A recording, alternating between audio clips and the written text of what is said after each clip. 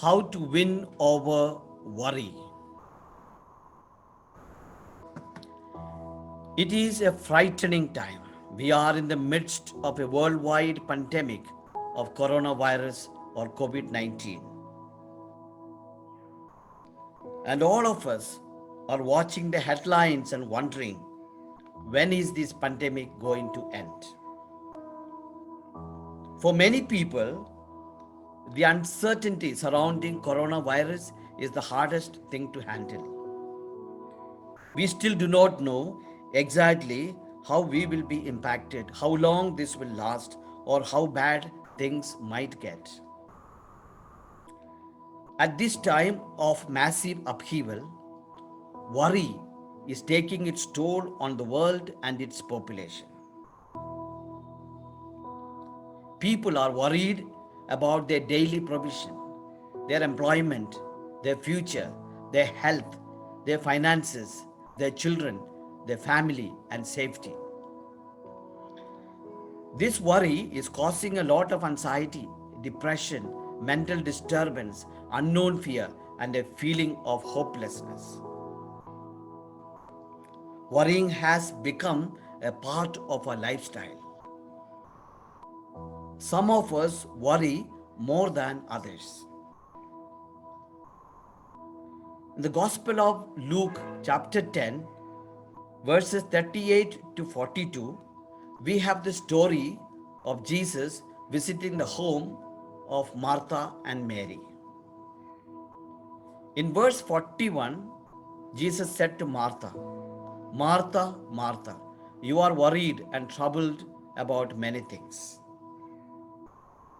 And that's what describes so many of God's people today.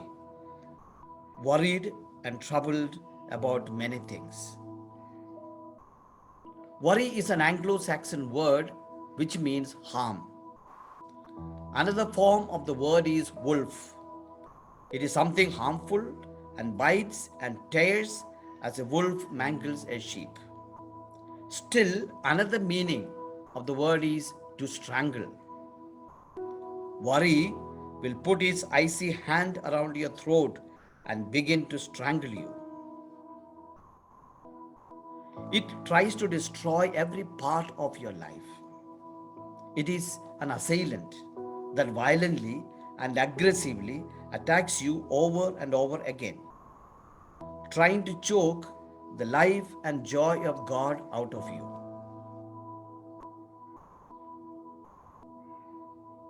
Let me give you a true story. Agnes grew up worrying that one day she would get married and would have a severely handicapped child.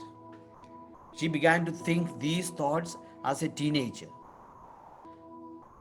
The more she would dwell on these negative images in her mind, the more fearful she became of the possibility that those pictures would become her reality. Now, there was no basis for her fear. She had been born perfectly healthy, and there was no genetic defect waiting to be passed on through her to her children. Some years later, Agnes got married and had a son. During the birth of the child, the oxygen levels were not properly monitored. And as a result of the oxygen deprivation, he developed cerebral palsy. Her life had moved in the direction of her most dominant thoughts, that is, her worry.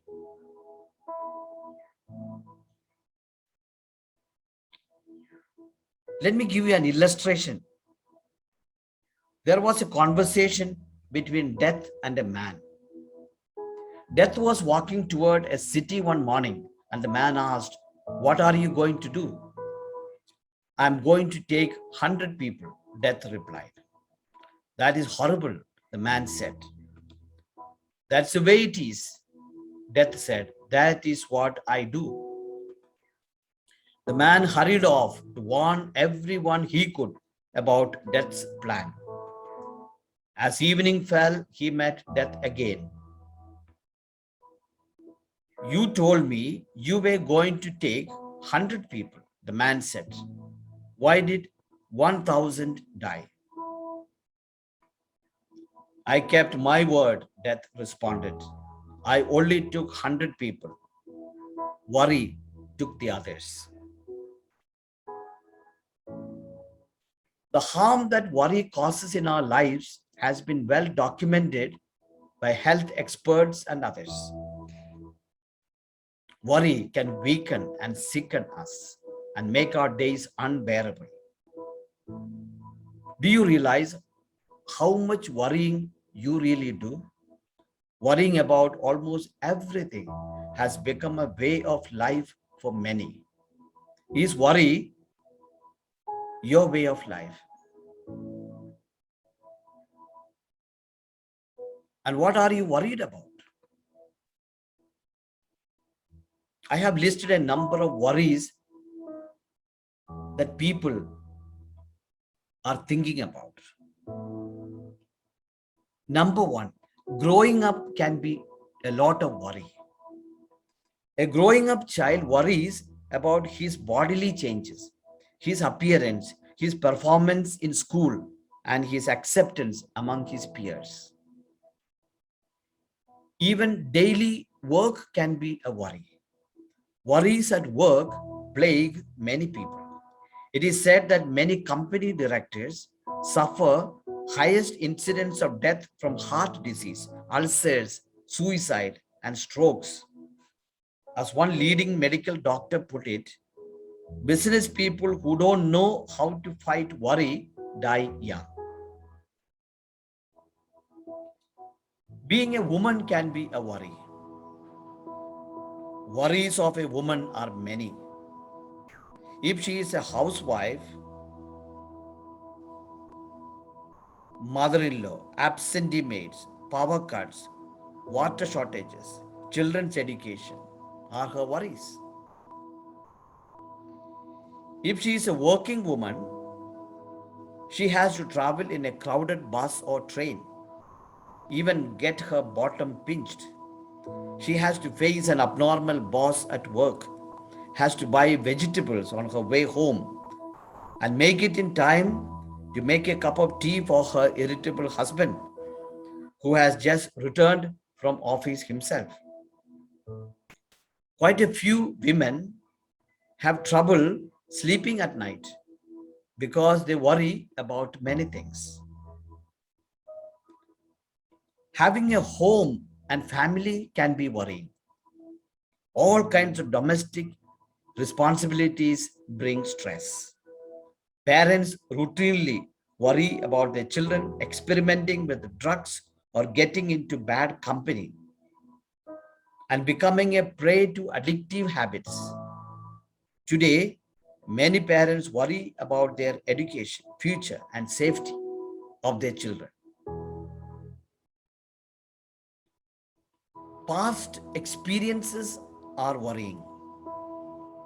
People commonly look back on some past event and worry about it. They brood over past failures, missed opportunities, wasted time, and the inherited traits of their ancestors. These people are chained to a lot of negativity, and their life is a constant worry. Getting older can be a worry. Older people easily turn into warriors. They feel less in control and more uncertain about the future. Studies have shown that in any given year, over 11% of those aged 55 and above suffer from some form of anxiety disorder, including phobias or, feelings of panic. They worry about their retirement and life after the formal departure from the world of work. Thus, worry is an endemic. It infiltrates businesses and brings them crashing down. It roars through homes like a tornado, leaving in its wake smashed family relationships, bitter and frustrated parents, and insecure and emotionally damaged children. It drives some to spend fortunes on psychotherapy and others into psychiatric care. In the Gospel of Matthew, chapter 6, verse 27, we read, "Can any of you, by worrying, add a single hour to your span of life?" In Luke chapter 12, verse 25, he repeats the same words. Can any of you, by worrying, add a single hour to your span of life? Of course, the answer is absolutely no. You can't prevent yourself from catching COVID-19 through worry. It won't prevent your family from getting sick. It won't help you prevent your lockdown open either. Worry just makes your problems worse because you can't move a step closer to solving them. Worry can't change your past. It can't change your present or future either. All it can do is mess up your present. In the book of Proverbs, chapter 12, verse 25, worry weighs a person down. An encouraging word cheers a person up. You weren't made to worry. In fact, it wears you out more than just about anything else. Jay Folkson said, "When I was 20, I worried about what others were thinking of me. At 40, I didn't care what they thought of me. At 60, I discovered they haven't been thinking of me at all. Why did I spend so much time worrying about what others were thinking of me?" Corrie ten Boom says, "Worrying is carrying tomorrow's load with today's strength, carrying 2 days at once. It is moving into tomorrow ahead of time. Worrying does not empty tomorrow of its sorrow. It empties today of its strength." There is an interesting conversation between two little birds, the robin and the sparrow. Said the robin to the sparrow, "I should really like to know why these anxious human beings rush about and worry so." Said the sparrow to the robin, "Friend, I think that it must be that they have no heavenly Father such as cares for you and me."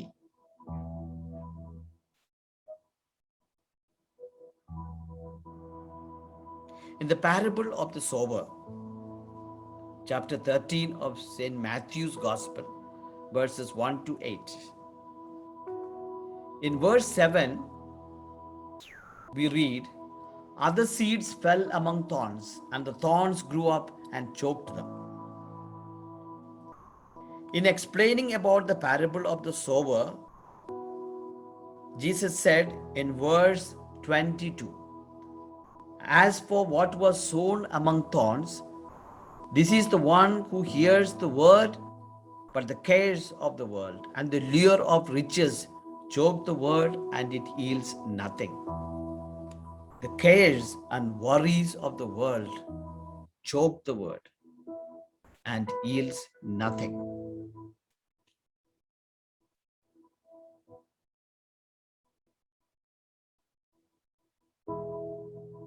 Three times in the Sermon on the Mount, Jesus tells us not to worry. It is mainly in chapter 6 of Matthew's Gospel. In Matthew chapter 6, verses 25 to 27, we read, "Therefore I tell you, do not worry about your life, what you will eat or drink, or about your body, what you will wear. Is not life more important than food, and the body more important than clothes? Look at the birds of the air. They do not sow or reap or store away in barns, and yet your heavenly Father feeds them. Are you not much more valuable than they? Who of you, by worrying, can add a single hour to your life? In verses 28 to 30, we read, "And why do you worry about clothes? See how the lilies of the field grow. They do not labor or spin. Yet I tell you that not even Solomon in all his splendor was dressed like one of these. If that is how God clothes the grass of the field, which is here today and tomorrow is thrown into the fire, will he not much more clothe you, O you of little faith?"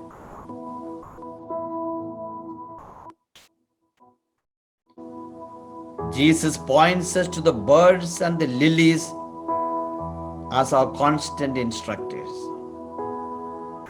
He says, if God takes care of the birds, isn't He going to take care of you? The birds are not busy cultivating, harvesting, and storing up their food. Birds do not shop at supermarkets, and they don't use refrigerators or freezers.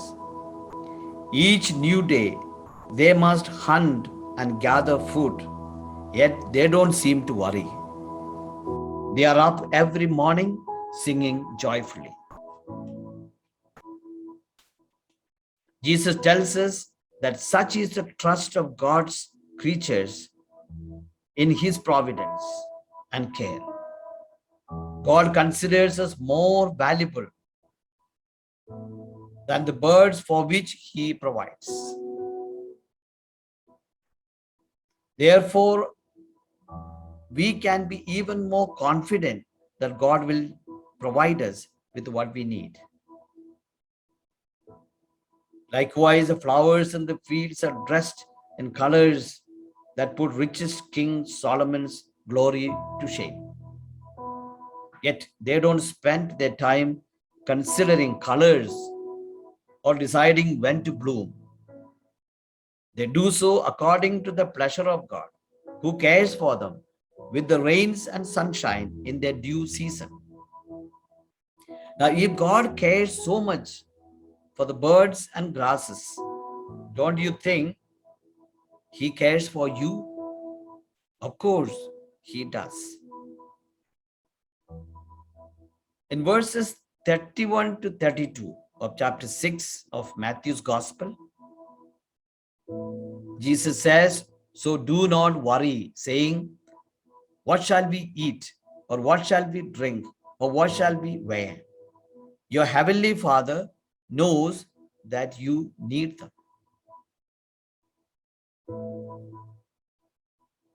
And in verse 34, "Therefore do not worry about tomorrow, for tomorrow will worry about itself. Each day has enough trouble of its own."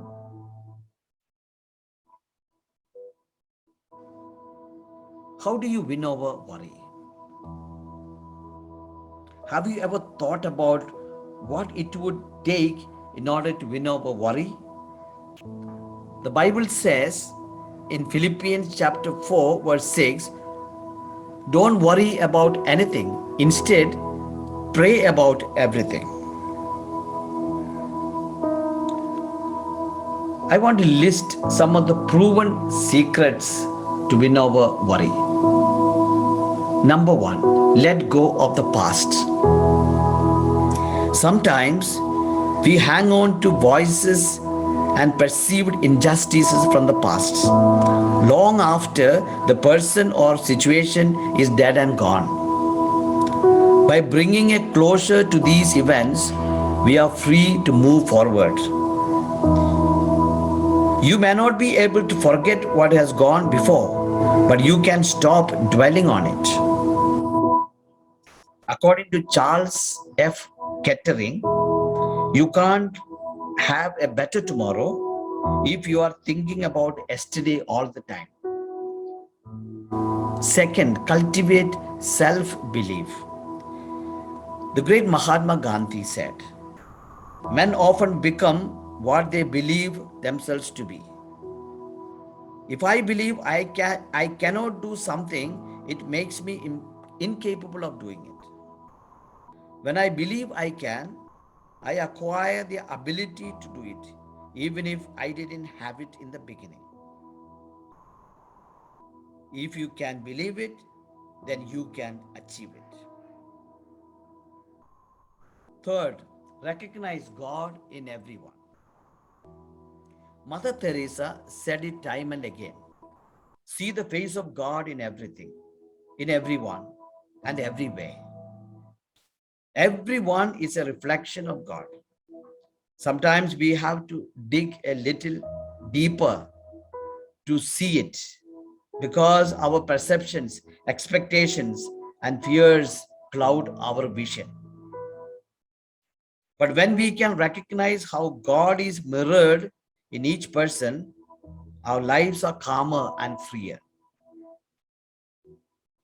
Fourth, develop the habit of praise. Develop the habit of praise even when circumstances would drag your spirits down. Praise originates in a heart full of love toward God.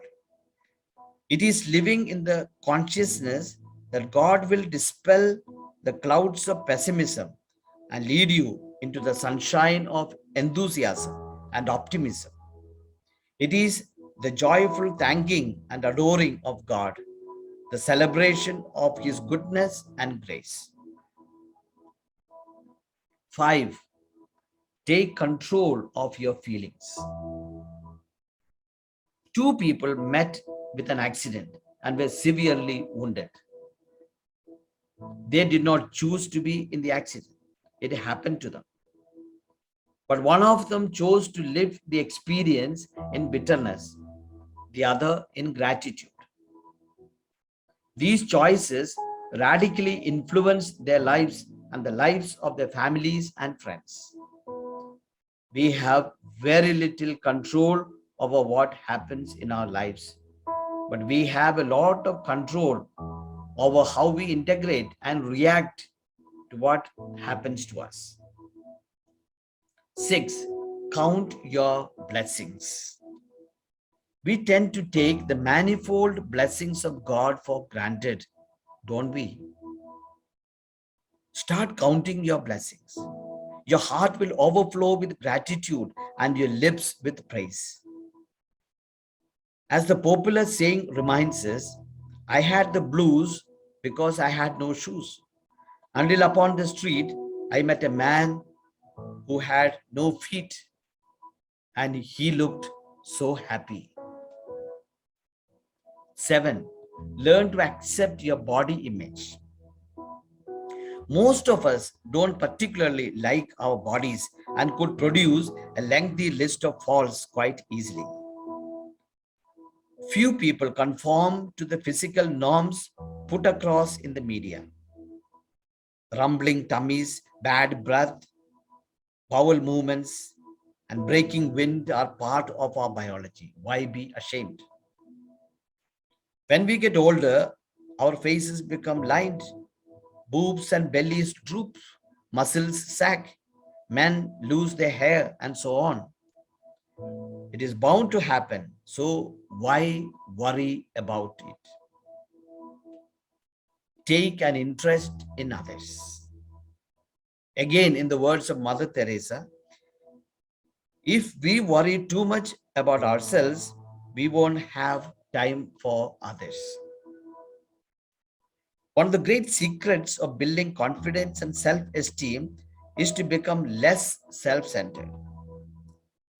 Self-absorbed people rarely feel good about themselves. Take an active interest in others. And finally, ninth, laugh away your worries. Can you imagine going through a whole day without smiling or laughing? Everybody needs something to smile or laugh about.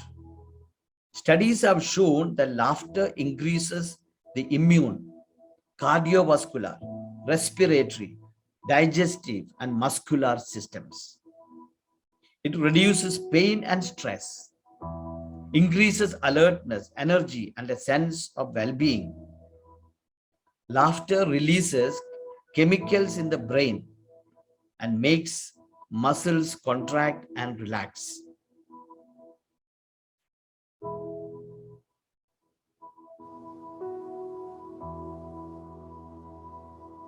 Jesus tells us very clearly in Matthew chapter 6, verse 33. Seek first the kingdom and his righteousness, and all these things will be given to you as well.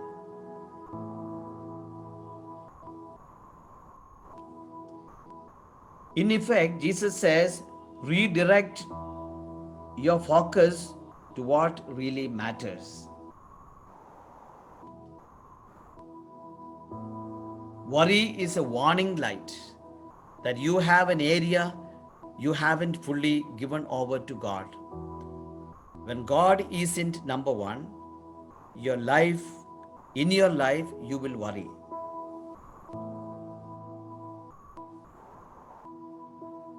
When you love something more than God, it becomes a source of stress and anxiety in your life. Even good things like your marriage, your children, and your work can become sources of worry if we give them first place in our life. When anything becomes an idol in your life, it creates insecurity and worry. When you worry, it is a sign of an unhealthy relationship with God. It shows that you value material goods more than you value Heavenly Father. You need to see Him as a loving Father who may allow you to experience life's difficulties, but who always takes care of your needs. Instead of worrying, you need to choose faith. And the only way to increase your faith is to seek God and start praying. When you put God first, you will find the proper balance in your life because God will provide for your needs.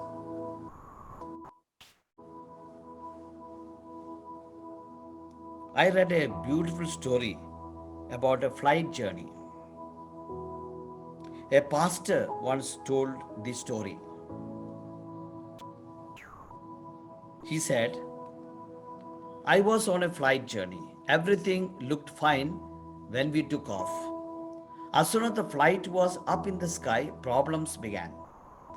We heard an announcement, fasten your seatbelts. We are expecting a turbulent weather. A few seconds later, the flight attendant announced, we won't be serving the snacks at this time. We are expecting a heavy turbulence. Make sure you fasten your seat belts, sit upright, and close your tray tables. And then the storm broke. Cracks of thunder could be heard even above the roar of the engines. Lightning lit up the darkening skies, and within moments, the plane was like a cork being tossed around on the heavenly ocean. One moment, the airplane was lifted up on the currents, and the next moment, it dropped as if it was going to crash to the earth. I shared the worry and fear of those around me. I looked around the plane and I saw that a lot of passengers in panic, some were upset, some were crying, but many were praying. Then I saw a little girl in perfect calm. She had tucked herself comfortably on her seat and was reading a book. Everything around her was going crazy, but she sat comfortably in her little small world, calm, composed, and orderly.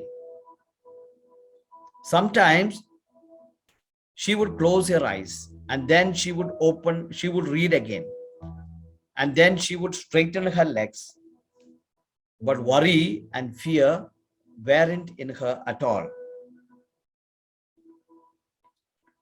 I couldn't believe it. I couldn't figure this out. When the flight landed at the destination, I went over to the little girl and asked her in all simplicity, "Why were you not frightened and worried while you were in the midst of the storm?" And the little girl replied, "Because my daddy is the pilot and he is taking me home." And she was in perfect peace because she knew her father was trustworthy and she wasn't worried at all.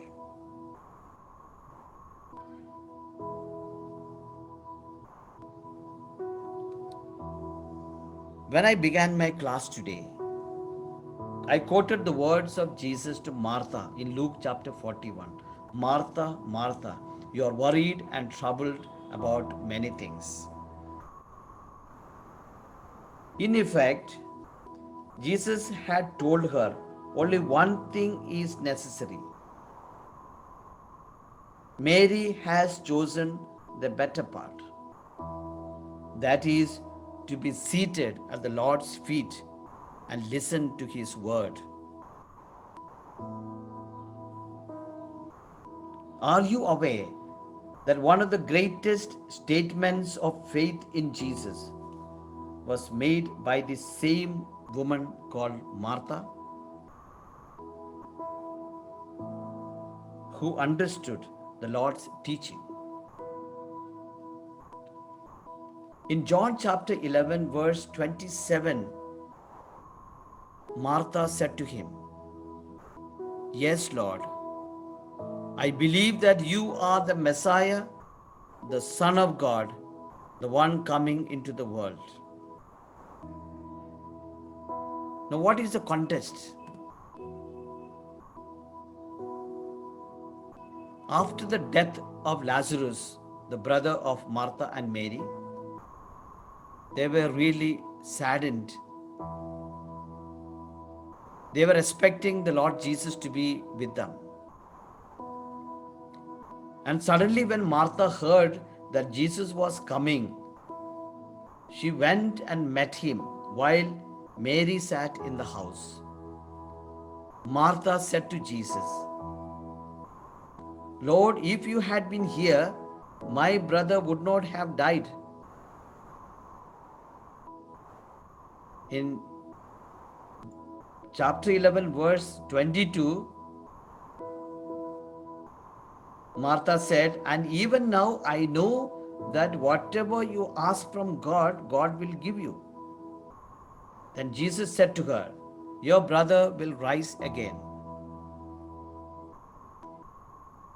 Martha said to him, "I know that he will rise again in the resurrection on the last day." Jesus said to her, "I am the resurrection and the life. He who believes in me, though he die, yet shall he live. And whoever lives and believes in me will never die. Do you believe this?" It was at this time that Martha said to him, "Yes, Lord, I believe that you are the Christ, the Son of God, he who is coming into the world." Three important words. You are the Messiah, the Son of God, the one coming into the world. Earlier in Matthew chapter 16, verse 16, Simon Peter had said, "You are the Messiah, the Son of the living God." It was Martha alone who added the third part, the one coming into the world. So, what do we conclude? Martha's worries had totally disappeared. She had entrusted all her worries and cares to the Lord. In John chapter 14, verse 1, Jesus says, "Let not your hearts be troubled. Believe in God, believe also in me." In 1 Peter 5:7, give all your worries and cares to God, for he cares about you. In Hebrews chapter 13, verse 5, I will never leave you or forsake you.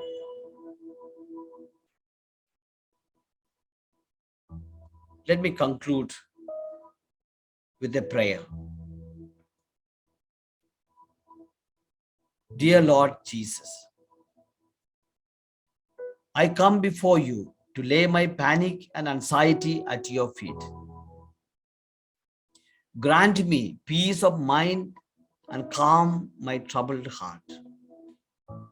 My soul is like a turbulent sea.